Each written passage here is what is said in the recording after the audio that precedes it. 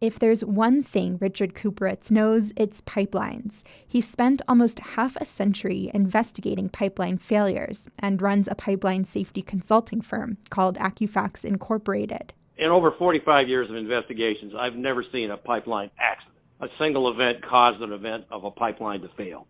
There's usually a series of breakdowns. Take the San Bruno pipeline explosion that killed 8 people in California back in 2010. Investigators found that everything from shoddy construction to poor record keeping to insufficient testing contributed to the blast. Here in New Mexico, there have been 150 pipeline incidents in the last 20 years, according to federal data. More than 80% were caused by things within operators' control: corrosion, incorrect operation, or material, weld, and equipment failures. Kupferitz attributes a lot of failures to mismanagement. Interstate pipelines, like the one that ruptured in Doña Ana County, are regulated by the federal government, specifically the Pipeline Hazardous Materials and Safety Administration, or PHMSA. But the oil and gas companies operating those pipelines are mostly left in charge of making sure they run safely. The primary objective of PHMSA is to ensure compliance with the minimum federal regulations. They are not the pipeline operator. That responsibility falls to the pipeline operators. And those operators have a lot of leeway in how they identify and deal with safety risks. The federal government requires them to perform risk assessments, but it doesn't spell out exactly what those assessments should look like. Carl Weimer is with the nonprofit Pipeline Safety Trust. He worries pipeline operators have too much wiggle room when it comes to assessing and addressing risks. The regulations aren't very specific about how to do any of that, so each company does it differently. And some companies do it really well and don't have many failures on their pipelines, and other companies don't do it so well and do have failures.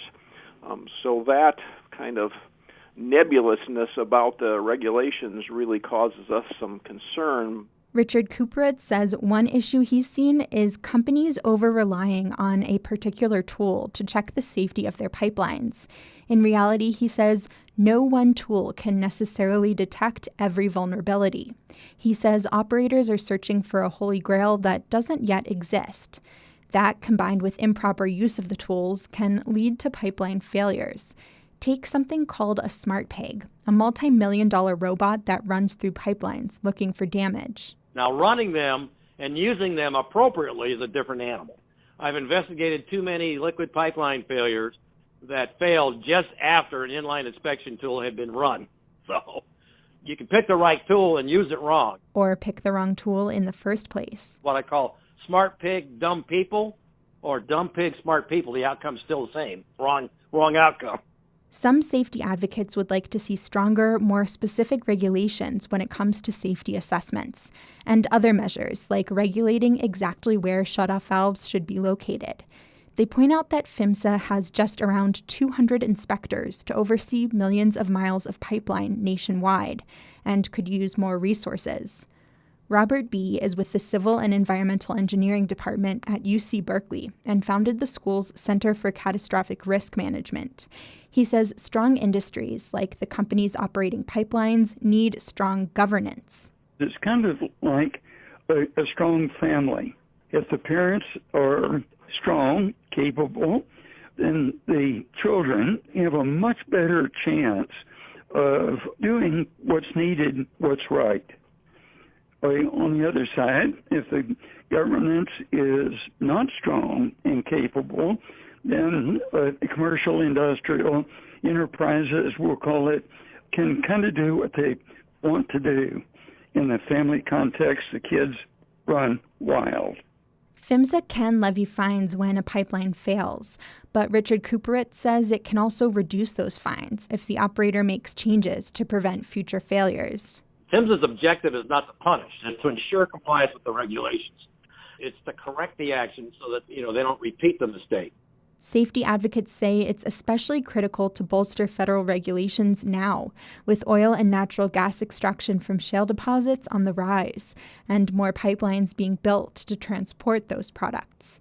They're hopeful some changes may come this year, when Congress revisits and reauthorizes the Pipeline Safety Act. But they also note that the Trump administration has advocated for rolling back rather than increasing regulations. And some environmental activists would like to focus on transitioning away from fossil fuels altogether. Kevin Bixby is with the Southwest Environmental Center. Fossil fuels are a dirty source of energy. And it's not just when they're burned and produce greenhouse gases, but it's also the contamination when they spill. Bixby would like to see a transition to cleaner alternative sources of energy. For KRWG Public Media, I'm Mallory Falk.